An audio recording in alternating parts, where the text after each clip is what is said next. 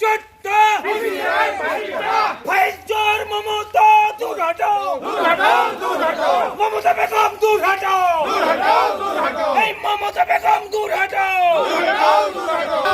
BJP জিন্দাবাদ ফাইজর মমতা দূর হটাও এই মমতা ভারত মাতা কে বিজেপি জিন্দাবাদ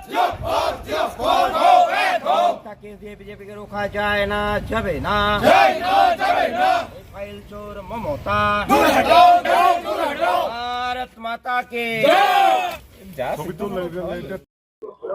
আপনারা সকলেই জানেন যে পশ্চিমবঙ্গে এখন এসআইআর এর কাজকর্ম চলছে।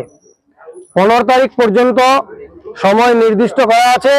এই 15 তারিখের মধ্যে আপনার যে সমস্ত ব্যক্তি সম্পর্কে কোনো অভিযোগ থাকবে তা আপনি ফর্ম 7 ভরে ইআরওর কাছে অর্থাৎ এসডিও অফিসে ইআরওর কাছে আপনাকে জমা করতে হবে। আমরা গতকাল তালডাংরা থেকে আমাদের কয়েকজন কার্যকর্তা সহ গাড়িতে করে আসছিলাম কিছু ফর্ম 7 নিয়ে এসডিও অফিসে ইআরওর কাছে জমা দেওয়ার জন্য।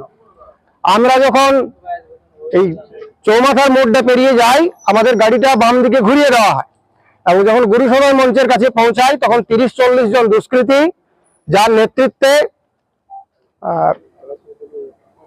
অনিন্দ রায়, ঠিক আছে, গাড়িতে চাপড়াচাপড়ি করে আমাদের দুজন কার্যকর্তার গায়েও হাত দেয়, ঠিক আছে, তারা আমাকে টেনে নিয়ে চলে যায়, ঠিক আছে, এবং আমাদের গাড়িতে থাকা জিনিসপত্র তারা টেনে নিয়ে চলে যায়, ঠিক আছে। তাতে আমাদের উপরে অত্যাচার করে আমাদের উপরে নিপীড়ন করে আমাদের কাছ থেকে সামগ্রী সমস্ত কেড়ে নিয়ে যাওয়া হয়, ঠিক আছে। এবং পরবর্তী সময়ে থানায় সেগুলো সিজ হয় এবং আমাদের নামে নন বেলেবল ধারায় আমাদের নামে কেস করা হয়, ঠিক আছে। আমাদের মোবাইল, আমাদের গাড়ি, ঠিক আছে, সমস্ত কিছু থানায় বাজেয়াপ্ত হয়। আজকে আমরা মহামান্য এসিজিএম এর আদালতে আমাদেরকে পেশ করা হয়েছিল। আমরা সেখানে 27 তারিখ পর্যন্ত অন্তর্বর্তীকালীন জামিন পেয়েছি, ঠিক আছে। আমার নাম সহজেন্দু পাত্র, আমি office secretary Bharatiya Janata Party Taldangra Mandal. TMC party সুপরিকল্পিতভাবে গণতন্ত্রকে হত্যা করার জন্য পুলিশকে কাজে লাগিয়ে এই আমাদের 3 জন দুঃখভঞ্জন সৎপতি, প্রবীর ঘোষ, আরেকজন হচ্ছে লালটু টাইটেলটা ঠিক মনে পড়ছে না, এদের বিরুদ্ধে একটি মিথ্যা মামলা করেছে। সে মিথ্যা মামলাটি খাতড়া থানাতে করেছে। সেই খাতড়া থানা পুলিশ আজকে প্রডিউস করেছে। সেখানে সব সেকশনগুলো অ্যাভেলেবেল ছিল বিএনএস এর, একটা ছিল নন অ্যাভেলেবেল 338 বিএনএস, যেটার পানিশমেন্ট ছিল লাইফ টাইম ম্যাজিস্ট্রেট ডেভেলপমেন্ট।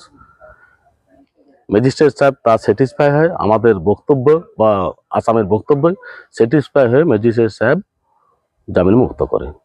15 তারিখ লাস্ট ডেট। সেইগুলো কার কাছে টিএমসি তার মাসেল পাওয়ারকে ইউজ করে মারধর করে এদেরকে জোর করে থানায় নিয়ে গিয়ে এইটা প্রি প্ল্যানিং ভাবে কেসটা সাজানো হয়েছে। এবার সেটা দুঃখভঞ্জন সব পুলিশ অ্যাসেম্বলির দায়িত্ব আছে, বিএলএ 1 সে অ্যাসেম্বলির দায়িত্ব টোটালটা দায়িত্ব আছে, সবগুলোর অথরাইজ করা আছে বিজেপি পার্টির থেকে। সে এসে পৌঁছাতে আসে তখন তারা মারধর করে ওই ইআরওর কাছে পৌঁছাচ্ছিল, ইআরওর কাছে জমা দিয়ে যাওয়ার জন্য যাচ্ছিল। আজকে রায় দিল, তার থেকে জামিন মুক্ত করেছে। আমার নাম অশ্বিনী গোপ, খাতড়া কোর্টের বিজেপি লসেলের আইনজীবী। দেখুন, গতকালকে ভারতীয় জনতা পার্টির পক্ষ থেকে একটি গাড়িতে করে তালডাংরা বিধানসভার ভারতীয় জনতা পার্টির বিধানসভার কনভেনার দুঃখভঞ্জন সৎপতি এবং ওই গাড়ির ড্রাইভার যিনি ভারতীয় জনতা পার্টির কার্যকর্তা প্রবীর ঘোষ এবং শরবেন্দু পাত্র, তারা এই যে এসআইআর সংক্রান্ত বিষয়ে যে 7 ফর্ম, সেই 7 ফর্ম ফিল আপ করে তারা জমা দিতে আসছিলেন অবজেকশন হিসাবে। যখন তারা আসছিলেন খাতড়া কমলা সিনেমা হলের কাছে, তৃণমূলের আশ্রিত কিছু গুন্ডা বাহিনী তাদেরকে আটক করার পরে তাদের কাছ থেকে সেই সমস্ত ফর্মগুলো ছিনিয়ে নেয় এবং ভারতীয় জনতা পার্টির কিছু মূল্যবান কাগজপত্র ছিল সেগুলিকেও ছিনিয়ে নেয়। পকেটে কিছু টাকা ছিল সেগুলোও ছিনতাই করে এবং ধারালো অস্ত্র, আগ্নেয়াস্ত্র উঁচিয়ে তাদেরকে জোরপূর্বক আর থানাতে নিয়ে গেছে। প্রথম দিকে আমরা বুঝতে পারিনি যে কোথায় নিয়ে গেছে। পরবর্তী সময়ে খবর পাই যে জোরপূর্বক ওই তৃণমূলের আশ্রিত গুন্ডা বাহিনী যে থানায় তাদেরকে নিয়ে গেছে। এখানে পুলিশের ভূমিকা কি, আর তৃণমূল কংগ্রেসের যে আশ্রিত গুন্ডা বাহিনী তাদের ভূমিকা কি, আর পুলিশ কি করছে? আজকে এই পরিস্থিতিতে আমরা দেখলাম যে তাদেরকে গ্রেপ্তার করা হয়। কোথার থেকে গ্রেপ্তার করেছে সে বিষয়ে কিছু আমি বলছি না, কিন্তু তাদেরকে গ্রেপ্তার করে আজকে মহামান্য খাতড়া এসিজিএম হুজুর আদালতে নিয়ে আসেন। মহামান্য লাইনের এসিজিএম হুজুর আদালত তাদেরকে জামিনে মঞ্জুর করেছে। দীপক কুমার দাস, ভারতীয় জনতা পার্টি বাঁকুড়া সাংগঠনিক জেলার সাধারণ সম্পাদক।